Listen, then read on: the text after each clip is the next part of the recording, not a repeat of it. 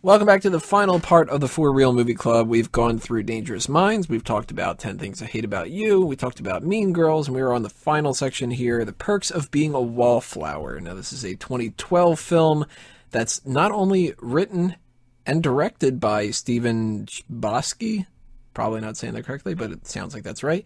He also wrote the novel. Yes, all four of these movies based off of novels, and this is the situation where the guy wrote the novel, the screenplay, and directed the film. So if anybody's going to know how to translate something, it's going to be the writer. And correction, just quick correction. 10 Things I Hate About You was based on a play, right? Oh, yeah. That's true. Yeah. There you go. Technically, yeah. Because in The Perks of Being a Wallflower, Paul Rudd's character says that Shakespeare never wrote novels. Ha. Aha. I learned something. See, Chris Dace, you gotta learn shit. You gotta learn your shit, man. Oh, I learned nothing at all whatsoever. You know nothing, Chris Dace. I couldn't make it to this. Sorry. So that's your first impression is you shut it off. Oh, okay, so let's see. If I wrote a book, and that book sucked, and then I went and said, hey, I'm going to direct a movie and produce it, it's still turd. So... You can't cover a turd. Yeah, like I made a dookie in the toilet and then took it to Hollywood and just threw it at the screen. And everybody's like, oh, this is great. It's a hipster. Oh, God, it's this movie. This movie. I couldn't get through. It's so, like, I don't care. I hate, it's so bad. I hate it. It hurts my brain. Yeah. So I wonder which is going to be his least favorite film of the whole thing. The first one. Stand By Me. Eddie, what was your first impression of Perks of Being a Wallflower? I just wanted to see Emma Watson, and I ended up with this is one of my favorite movies ever. Of all time? No! Yeah, I promise you. I'm giving this movie a 10 already. What? Wow. I can relate to it. Dude, I'm sorry. I can totally relate to it. That's the thing. So we got two opposite ends of the spectrum. Briana, what do you think? Well, I'm conflicted. Come to the dark side. You guys are going to have to persuade me one way or the other. Okay, first off, Emma Watson. I love her. I loved her in Harry Potter. But I could not see her as a slutty slut bag that she was in this movie. So it was hard to get to that side. But on the other end, the main character, the guy, I forgot his name, Charlie. Logan Lerman's character? Yeah. He was a really well-developed character. Just the whole depression and suicide stuff. I thought it was really good, and it's a really good teen movie, but it was really long. It's a really long movie. I got kind of bored towards the end, but I don't know. I'm kind of in the middle. See, I kind of look at it as this is a movie that I thought I was going to really, really hate, kind of the way that Dace does. I don't like hipstery kind of things. If there's a person that comes out there and it's like, I'm so different, but it's good that I'm different because that makes me special. Usually I go, no, you're fucking weird and you're forced to be different because you're weird. Like, I have had so many arguments about, like, gothy people and that kind of stuff. So, the idea of The Perks of Being a Wallflower to me is just kind of like, But, that being said, I liked the movie. I liked it quite a bit. And I was surprised at how much I liked certain characters and some other characters that I didn't like. And, we're going to get into casting and stuff like that. We just talked a little bit about it, but let's continue on with that thread. Main character is Charlie, played by Logan Lerman, who I don't think I've seen him in anything before. But I've heard his name thrown around constantly when it comes to, like, fan casting. Oh, he'd be a great Spider-Man. He'd be great for this. He'd be a great Nightwing or Tim Drake or whatever like that. Never really know exactly what the, validity of that was. I like this kid now. He won me over. And in particular, he won me over in the scene where he's high and he just flat out throws out there, yeah, my friend shot himself. I was just like, whoa. Huh. Okay. Shit, this kid's a good actor, and I didn't see this coming. And I felt bad for the kid. Like, throughout the whole film, I actually wasn't hating on him like I thought that I would. At the very beginning of the movie, I'm sitting there thinking, this is going to be one of those pushover type of kids where I'm just like, stand up for your fucking self, god damn it. But I bought into it. I really liked Charlie. Every character of this whole thing, I boiled down to, I liked Charlie the best. What do you guys think? What was your favorite character? I know this is a struggle for you, Dace, but did you like any of them? Well, no, I can tell you who I hate the most. All right, tell me who you hated the most then. Charlie, you little bitch. God, I know this is going to be a very unpopular opinion, and I'm sure, if there's a video that goes down, and it's going to be done. I was rooting for him to kill himself, too. He would have been with his best friend again. Everybody hates us. Yeah, the movie would have been over a lot quicker if he had just, 30 minutes said, I'm done. Or take a great twist and become Casper. Be fun. That would have been great, man. The perks of being a friendly ghost. I feel like it's very hard for me to get into a movie that's drama and romance, and just it was so bad. I didn't like it because I don't know. I just didn't like it, and it's because of the hipster vibe. Like this is where it specifically defines me as a person. That I'm a dick and do not care about these people. I'd say if it wasn't Charlie, then my other favorite character is Paul Rudd's character, the teacher. Did you hate him? See, I don't even remember him in it. I didn't get very far because this whiny ass just, oh God. So and then fake Flash. I walked into this with a chip on my shoulder because he shouldn't be Flash anyway, so that's kind of... Yeah, Ezra Miller is going to be the Flash. So I had a huge chip on my shoulder when I walked into this anyway. So, I mean, I'm sure if I watched it all the way through, I probably would like Paul Rudd. I never hate Paul Rudd. How can you hate Paul Rudd? It's Paul Rudd. Love that man. I love Paul Rudd. See, he's cool. How can you hate Paul Rudd? Do you have an unhealthy obsession? I do. I have an unhealthy old man obsession with Paul Rudd. So who was your favorite character? Hey, for the fact of that, your least favorite too. Briana. What? Are you talking to me? Yeah. Oh, yeah. I really liked Charlie. I thought his character was really complex, but I don't know.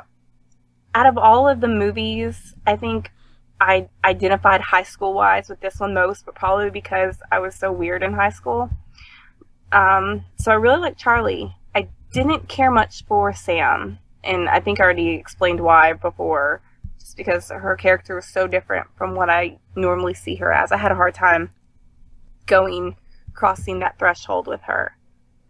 And yeah, I kind of agree with you. I don't really see her as being like the big slut. No, she just needs to be a nice girl. She needs to stay in nice girl territory. And then, yeah, Paul Rudd. I really like him, but I like anything that he's in. So you can't go wrong with Paul Rudd. Eddie, what about you? What are your favorite and least favorite characters? Yeah, I think Charlie was probably the best. He's very credible, he's very real. And as far as the worst, I don't know. I don't really care for maybe Joan Cusack. Oh, I always hate Joan Cusack. Yeah, exactly. I can't. I don't want to. I don't want to hate her. It's just there's something about I don't her. hate her. I don't hate her. It's just you don't strike me as somebody who should be in a movie. You know what I mean? No, I know what you're talking about because Joan Cusack in every movie to me kind of has that feeling. Like I would have liked the character better if it wasn't Joan Cusack, and she doesn't necessarily do a bad job or anything like that. It's just there's something that irks me about her. So it's probably the same thing for you. Yeah, pretty much. So I gotta say my least favorite character because I said to my two favorite characters. Least favorite, Nina Dobrev's pussy boyfriend. He is such a tool. The whole the mixtape cover is hand painted. Fuck you, dude. I hate people like that so much. Right? Oh God, those people. And the college douchebag, poetry writes me. Jesus Christ, that's fucking lame. But see, that's actually one of the things I liked about this movie was that those two characters, who are my least favorite types of people, there's a lot of other people that I hate. I hate people that are mean to dogs. I hate people that are hypocrites. I hate people that Sure, but do you see why this movie is so awesome? Like, the people are so real. Yeah, that's the thing. Like, you can bring out, you could do a movie about racism, and it's like, yeah, racist people are terrible. Or you could do a movie about like Nazis. Nazi oppression or something like that, and it'd be like, yeah, they're terrible people and stuff like that. But very rarely are you able to pull off, these are normal people that are just annoying as shit. And when you see people like the chubby, well, she's not like fat or anything, but like the best friend who's a Buddhist, who's Mae kind Whitman. Is that her name? Mae Whitman? Yeah, the actress, yeah. Mary Elizabeth. Yeah. Elizabeth. Her type of character, I'm just like, oh, I hate her so much because I know people like her. The whole, I'm a Buddhist and I'm going to date this guy in college who's deep and has intellectual debates, so I'm going to start wearing my glasses now. And oh man, that made me crack up seeing her character because I was just like, that's so fucking dead on. I know so many people that are like that, and all of them fall into the same stereotypes. Again, this is what you don't see movies like this very often, like where they just capture a perfect social study on what people are really like. Because Charlie is kind of like this epicenter of, despite his whole troubled, past and stuff, it's just this epicenter of where he just watches. He does nothing. He just watches. Everybody else is doing something though. Everybody else is being a stereotype or not, or trying to be weird or something, but he's just observing. It's like really and according to the study, according to the story, he goes on and writes a book, and it's kind of like we're in the book already. He's just narrating. He's not really that active in it. Yeah, it's easy to put yourself in Charlie's shoes. But totally. I loved how they played around with those kind of characters. I thought that was great. We talked a little bit about music for different parts, like the Gangsta's Paradise stuff, and we talked about the singing scene with Heath Ledger, and we didn't really talk about music when it came to Mean Girls, but that's, it's not a big thing of that.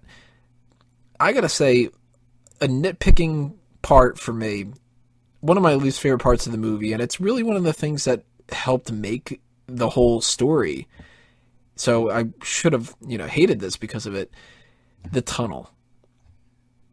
Dude, I totally fucking get it. I totally get it. Does that resonate with you, or do you? Yes, do you mean it does. You get because, it? I mean, I get it because like here's the thing. I romanticized a lot about like the perfect moment with the perfect girl and the perfect, whatever. When I was in high school, because I was always like moving around a lot. Like every 2 years or so, I'd be in a different school or so much. And to finally find a couple of people that you really enjoy being with, and then this magic moment where you kind of you're either a little drunk or high. I never got high, but whatever. And then like your friends are just driving and you're going nowhere. You just like, fuck it, let's just go. Then you're blasting your favorite song on the radio, and then for some reason you just decide like you want to take a picture of that moment and you're never gonna forget it. That feels so fucking good. See, now, I mean, this is where I get my criticism for. I know the moment, and seeing it on screen of what somebody else's moment is, I couldn't connect to it. Yeah, but here's the thing. Like, I didn't necessarily connect to that particular action going on with, spreading your arms in a tunnel. Right. But I'm sure you get a rush from it. Yeah, it's cool and all. It's just, to capture that in a movie is not easy. The credibility is also very hard to catch. And I still think they did it.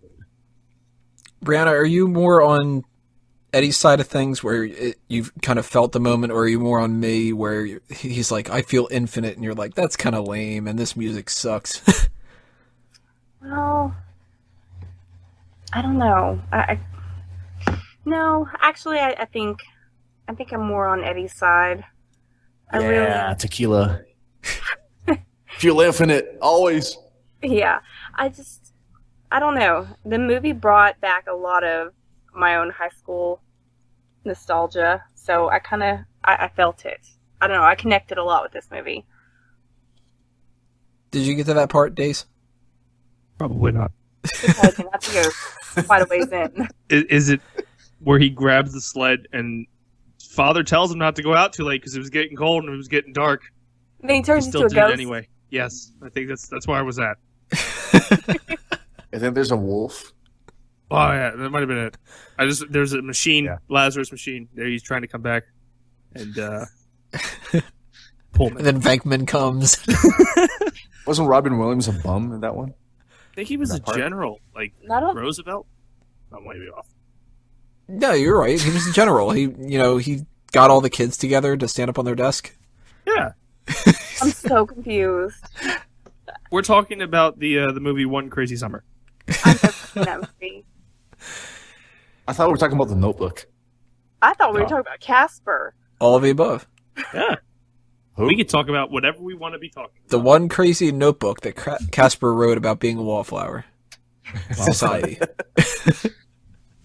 So yeah, it was a great tunnel. It was one of those fake ones where they paint on the wall and you run into it. It doesn't happen. Looney Tunes. Like Acme Tunnel comes in a box. Damn Roadrunner can go through it, but the fucking Wile E. Coyote couldn't make it. Bullshit. Let's talk about that. Let's talk about the oppression of coyotes. And then we'll be good to go. Let's talk about something from the movie. Let's ignore Dace and move on. Yeah. I like it. With the movie being written and directed and the screenplay being written by the same guy, I think that probably had a lot to do with how well the critics liked this movie and how well people responded to it.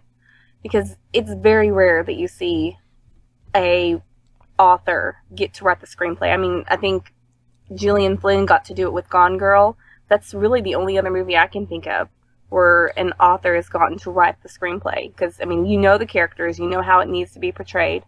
So it probably had a lot to do with how well they received it. And to direct it, too. Oh, yeah, directing. I mean, God. So, you get rid of that director influence on top of it. Yeah, I don't know who this guy is, but he's talented, whoever he is. I don't know if I've seen him in anything else. He sounds like the type of guy that I've heard of before, but actually, looking at his... Most writers have these weird names, so they all sound the same. It's probably not his real name. Yeah, let's find out.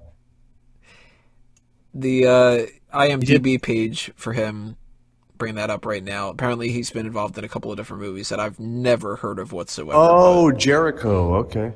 Yeah, Jericho I've never seen. Rent. It's not bad. Jericho's pretty good. Were you saying, Dace? He did Rent as a screenplay writer, and it looks like he's going to be involved in the new the Divergent series with Katniss Everdeen. God, I should stop. I shouldn't be with Casper. With Casper, I shouldn't be in a movie called. This is crazy. Going through my list of notes here, a couple standout scenes that popped up to me. The breakup scene with Patrick and the fight in the cafeteria. I like that scene quite a bit. It was a good way for Charlie to stand up. That's actually one of my favorite parts of the whole movie. He fucked those other kids up, and I felt so happy for him that he actually kind of like let loose and, went a little crazy, won everybody back, and stood up for his friend and all that. You guys like that scene? I like Sure, that scene. definitely. Yeah. I'm trying to remember it. It's after Patrick has had that instance with his boyfriend, its dad. Okay. Yeah, I know where it's at. That was a good scene. Another one of my favorite scenes is actually just even the line itself. We accept the love we think we deserve. Dude, that totally hit the nail on the head. It's true, isn't it? Yeah.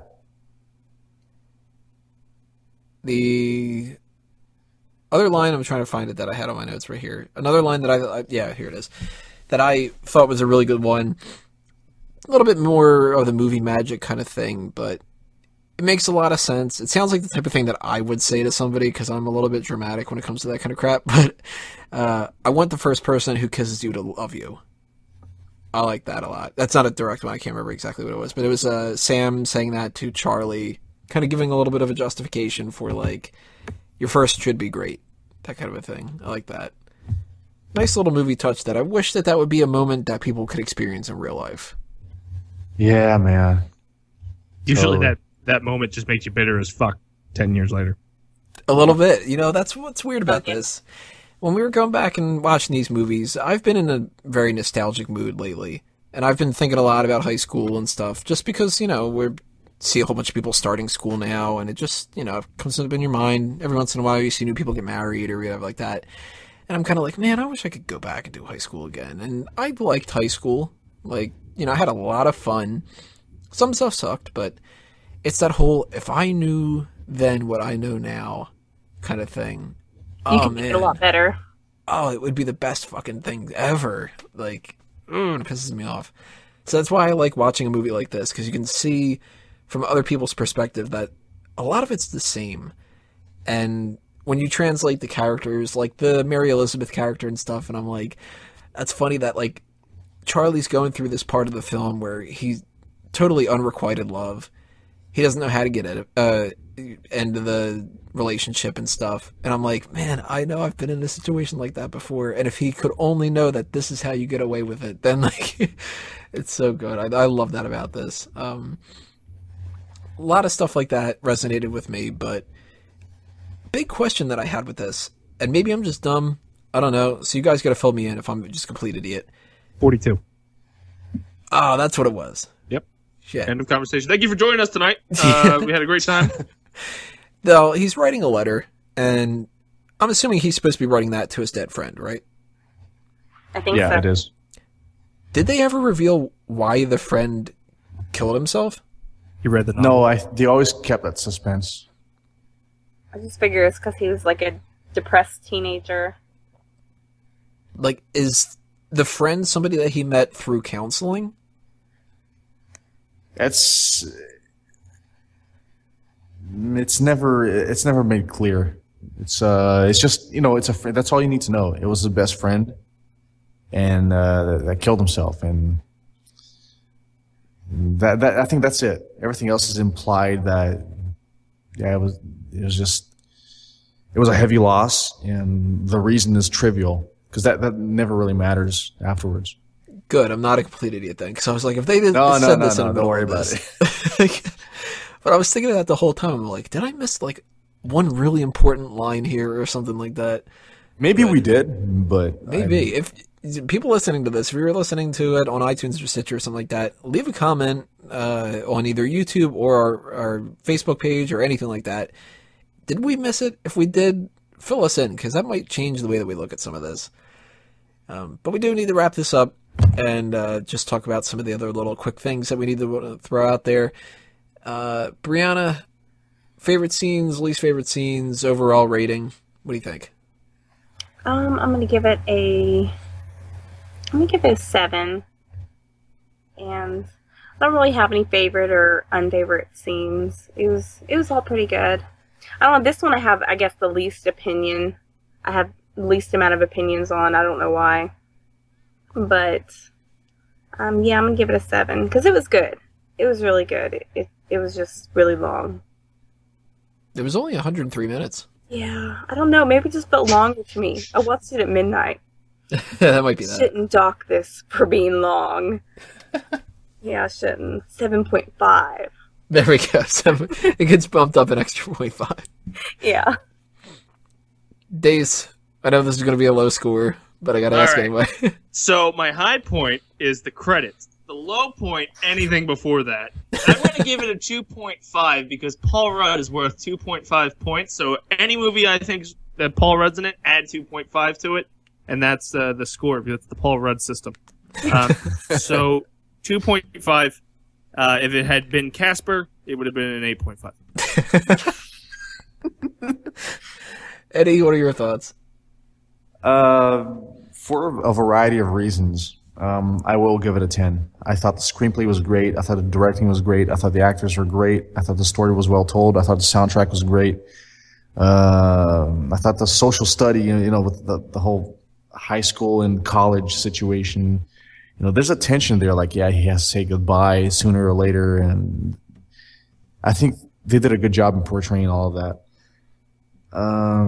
The high point is, if I have to choose a scene, it'll probably be where Charlie punched out that jock asshole, and that kind of changed everything. I've always wanted that, like big hero moment in high school, but that was never necessary because I didn't really get in fights in high school. You never ended up having to have a big hero moment. Exactly. And there wasn't any group of jocks that deserved a beating. Maybe when I was younger, like when I was like 10, 11, that kind of age, yeah, there were some kids that were fucking assholes, but I've always enjoyed that whole triumph, like don't fuck with me because you'll get yours. The low point, I really can't. I don't know. I want to choose one, but it's kind of hard. I can't think of anything that would be low. Hang on. Did you hear that motorcycle? Yeah. Yeah. Okay. You can cut that out.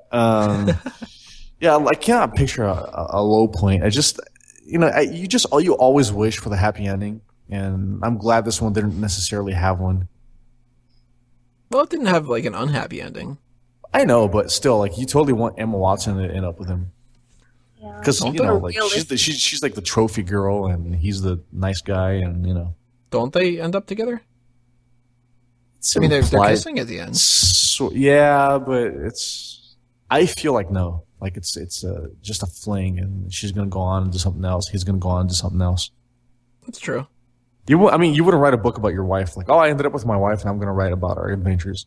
That's not really how it works. If you wrote a book, so passionately about your adventures with this and that person, it's probably because you're not with them anymore, or they're far away and you rarely see them. It's like, write about us. I will. The day I met my wife, she said she was a total slut. Exactly. And honestly, like, Emma Watson's just super awesome in this movie. I don't know, like everybody was awesome in this movie. Everyone. So the Rotten Tomatoes scores were an 85 for the critics and an 89 for the audience.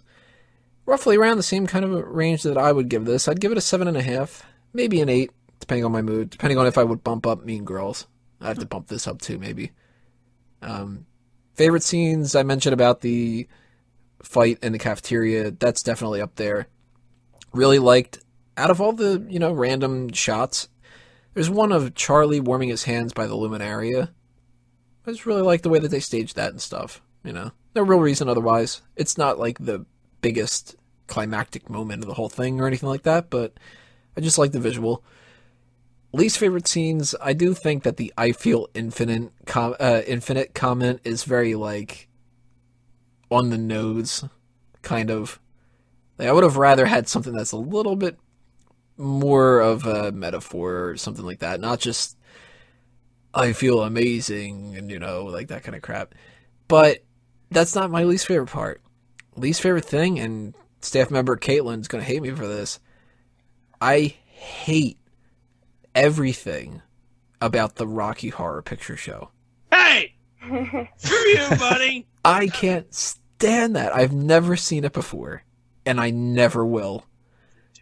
Yeah, what the fuck is up with that thing? It's so popular. It's like it's a part of like world cultural heritage, and I'm like, what is this shit? Like, I don't get it. Like, in the movie, it fits because it shows how slack they are and how easygoing they are, and being all like, yeah, it makes sense that they would be with each other and stuff. And it totally shows how close they are. But that Rocky Horror Picture Show thing, I never understood that. It sounds like something that I don't want to watch, because if I do and I don't like it, I'll be like, what the fuck, man? It's not my thing. I don't get why people like it, but at the same time, that's because it totally is not in tune to my brain. So I can't shit on it because I don't know what the hell it is. But I don't like that I had to watch part of it to watch this movie. So that is my least favorite thing whatsoever about this. I hope I never get a chance to, watch another movie that has that kind of stuff in it or whatever. But grand scheme of things, I do like Perks of Being Wallflower. I'd probably have to rank these movies based off of the rankings that we did and all that. That Perks of Being Wallflower and 10 Things I Hate About You stand far above the other two. And then Mean Girls is something that I'm going to have to watch again, and that's probably the one I would recommend to a lot of other people, depending on their sense of humor and stuff like that. I don't think I'd be recommending Dangerous Minds to anybody. But that should do us in for our little review here for these 4 movies. We need to just talk about one more thing left, and that is the plug section, where we promote anything that we need to tell you guys to be aware of that we've got going on in our worlds. Dace, hit us with some of your plugs. Hey, check out the Dace Man Show Wednesday nights, 8 p.m. Eastern on megapowersradio.com, and check out the YouTube channel, which is www.youtube.com/the Dace Man Show. Check it out. That's where we upload stuff. That was cool being a panelist. It's fun. Well, you're going to be back to hosting next month, right? Yeah. Not going to be as funny or drunk. Or, yeah. You still might be. I'll try. Well, probably not. Probably for the best. Briana, anything that you want to promote? Nope. Eddie's cutting in. So here's how it goes. I would like to take this opportunity to, I'm for real. I want to propose to Emma Watson. I want to marry her, and if she can hear this, Emma Watson, will you marry me? No. She said no. Nope, she didn't say anything. It's not even out yet. Silent. That was a silent no. Nope, she didn't. Nope, let her hear it. Let her say it. Oh, God, that was so good. Nope, I'm still hearing no. Nope, let her say it. I'm going to go on mute. I can't stop laughing. I'm crying.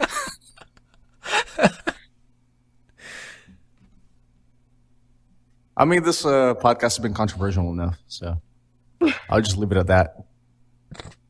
Oh, Briana, anything you want to... Nope! I'm going to How cut can it I here. ever top that proposal? No, I cannot. Alrighty, guys. Well, for my side of things, smarkoutmoment.com is where you're going to find everything on the pro wrestling side of things that I'm involved in. You can check out outonlimbs.com, but honestly, I haven't updated that in a while, so I don't know exactly when I'm going to get around to that, because anytime that I feel like being controversial outside of this podcast, I do the other podcast that we have, the All Talk Show, which you can find on megapowersradio.com live whenever we decide to do that, which is totally sporadic and random. But if you can't catch that live, you can also check us out on our archived editions, which is Facebook, Twitter, YouTube, iTunes, Stitcher, etc., all at All Talk Show. Make sure you check out all the other things coming your way from fanboysanonymous.com, the review points of any films that we see coming up. Next month, we're going to be going to New York Comic Con. So, of course, we're going to be having footage about that and a little bit of a recap of what we've been doing when it comes to that. We're going to do another movie club. Next month, we're probably going to be doing Wes Craven films because, hey, Halloween, Wes Craven just passed away, unfortunately. Making a whole thing about that. No other horror picture shows, especially Rocky ones. You bastard. But and also next month, Emma Watson answers my proposal. Yeah, we'll see if that ends up happening.